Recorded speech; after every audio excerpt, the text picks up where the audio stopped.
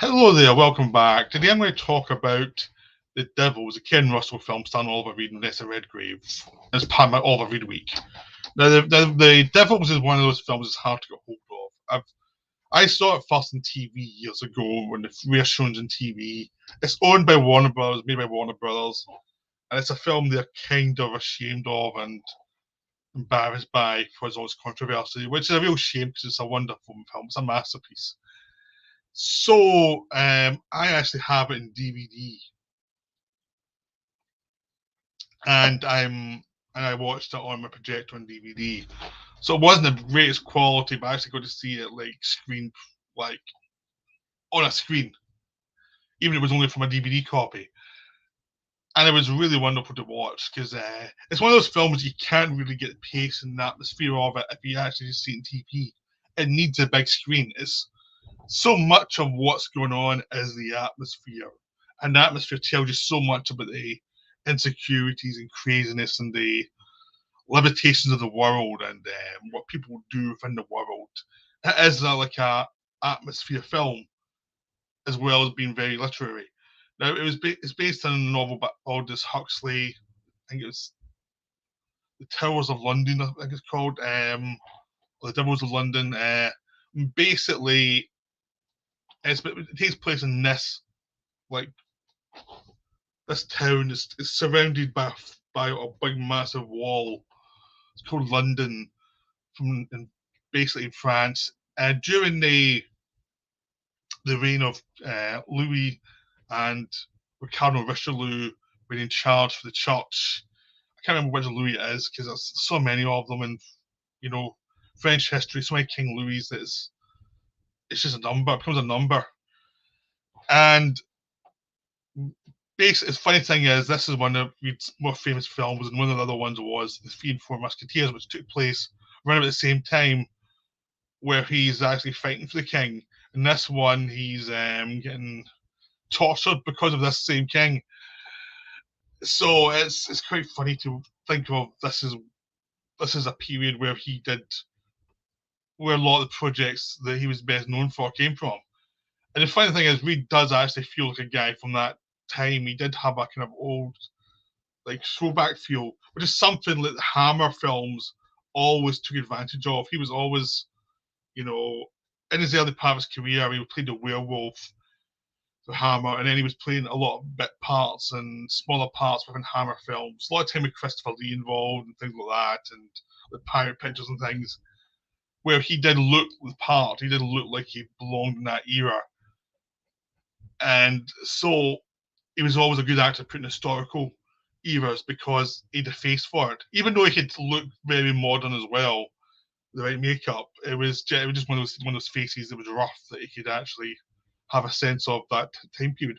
Plus, he had a scar on his face from a birthright from the early '60s, which, if you actually lit it properly, could look made him look more interesting, and it added to the sense of he belonged in this era.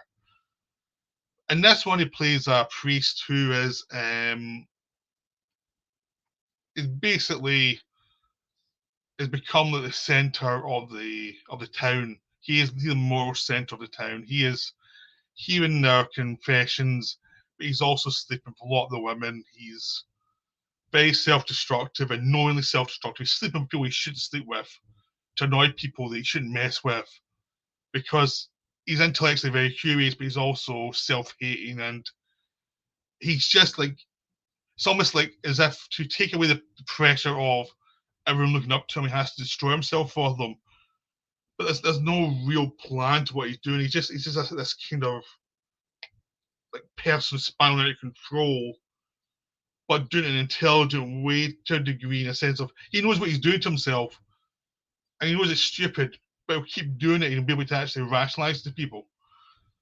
Which tells you why Oliver Reed was cast, because he was that intelligent person who was a bad boy who got up to no good and tell you why he did things, and he had that aspect to him as a person.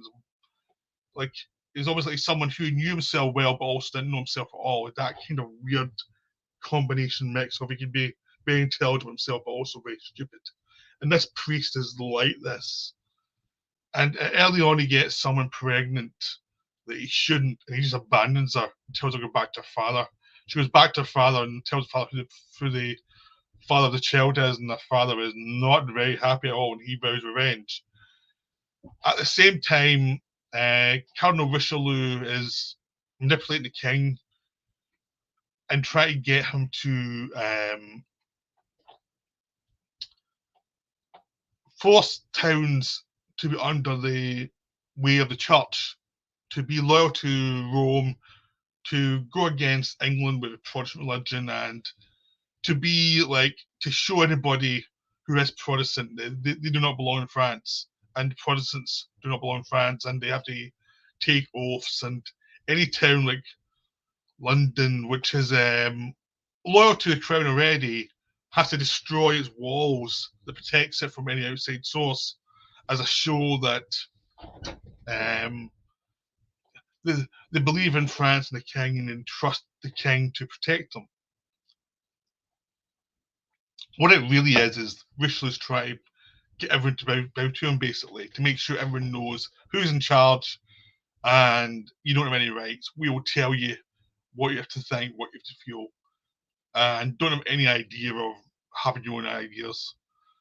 And Oliver Reed his character has to fight against this.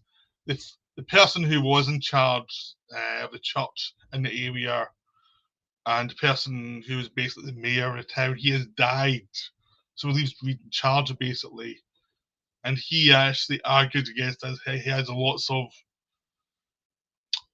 signed documents that he can fight against this new Richelieu's orders. And he can actually go to the king and say, look, this is why this has to stay up. So he basically tells off Richelieu, and Richelieu is not happy with him. And Richelieu just has the point of view of, it's actually, instead of doing all the law stuff, it's simply just destroy this man, and everyone else will fall around him and do what we want. And his instrument for this is a nun played by Vanessa Redgrave, who has a hunchback, who's a bit mad. She's in love with Oliver Reed's character,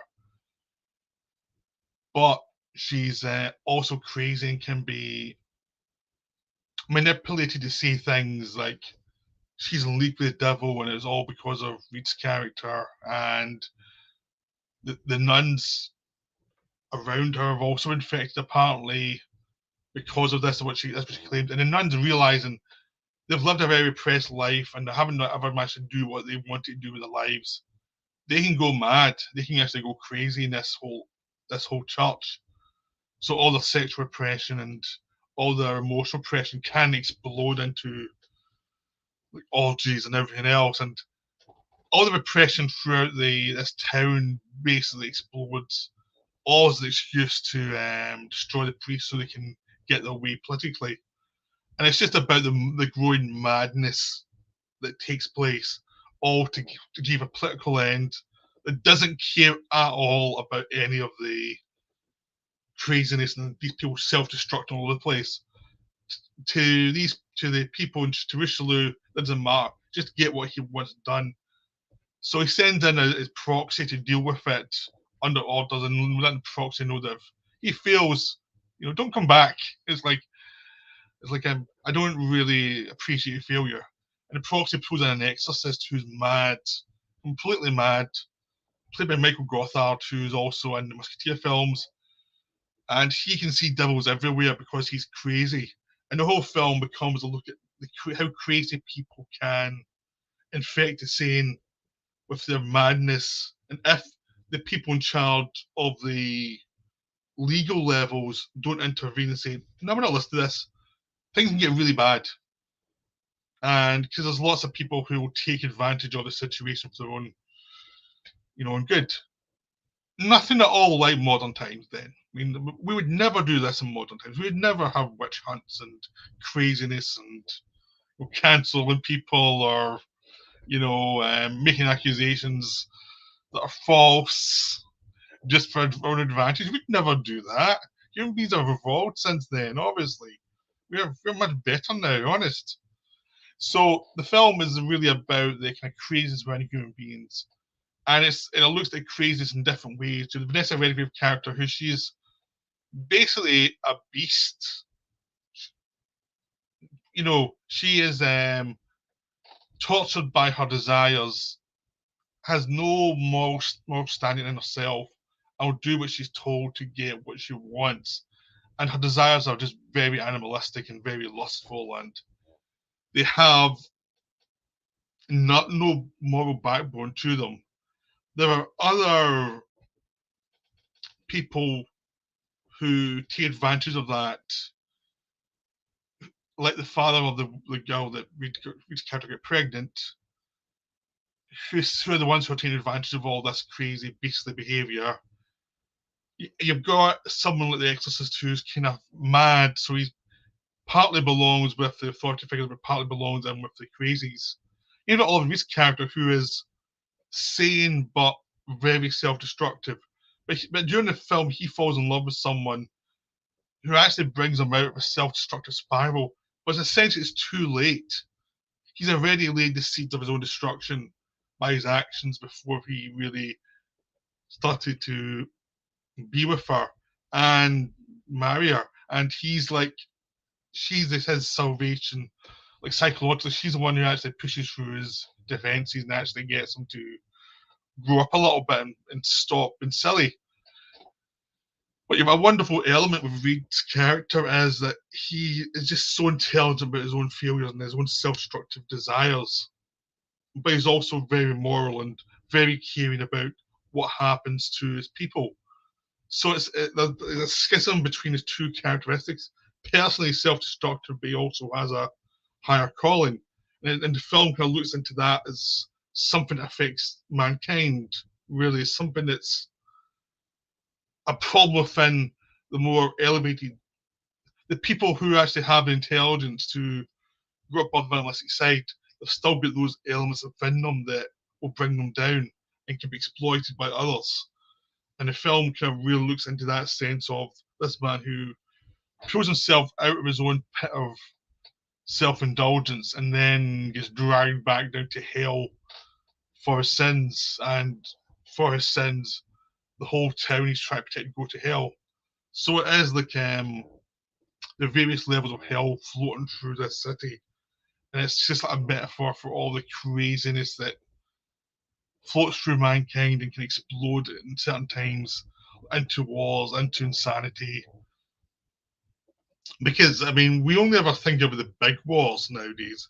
There's tons of little wars that took place in Europe through centuries through the Middle Ages, where lack of education, political machinations at a small and larger level. Lots of people died in different ways. Lots of people were tossed aside for different reasons, through ignorance, through greed, through insanity. And this film just looks at that kind of mechanism within humanity that we have not pulled ourselves out of yet. We have tried, we have found the things we do wrong and can comment on how we do these things wrong now, but we still can't get beyond the behaviour. And the film was made in the 70s, where the 70s is sort of like now, where there's lots of problems, there's lots of self-destructive behaviour. You know, it feels like it's commenting on its own time through this historical period. And because it was based about nuns being nymphomaniacs, a priest being a very fallen figure, all about the craziness of the church and a perceived blasphemous and all the rest of it, it was pretty much hated by lots of critics. It was not received well, but it made a lot of money, and it did extremely well. But its reputation has fallen in recent years because it hasn't been shown. That's a big thing. The film needs to be shown to actually have a good reputation, and people need to see it. And this film has not been seen. That's his biggest problem, is people are scared of it. There's an uncut version that no one can see. Even the cut version you can only get in BFI and Blu-ray. And even that's out of print. I got it years ago. I mean, it's very difficult to get hold of the Devils. It's just really difficult. And it's a real shame the Warner Bros. Don't even release it in streaming to let people see it. And I think the big problem is it's too accurate a mirror to our times. It's too honest about how awful human beings can be, which makes it wonderful, but also makes it difficult. So, if you have a chance to see The Devils, I'd say see it. It is wonderful. It really is. It's got a towering performance by Reed. Vanessa Redgrave's terrific as crazy as hell nun. And all the support cast are all very interesting. You'll see some people you might recognize from TV in there as well. It's a unique film. It's Polly Ken Russell's best one that I've seen from him, and it just is wonderful. It makes me want to now go back and watch some of the other Reed Russell collaborations. I've got Tommy. There's other ones in Blu-ray to get hold of, like the collaborations from BBC. So I'm definitely interested to see more of this pairing. So I hope you enjoyed this. I'll be back very soon with some more. Right, bye for now.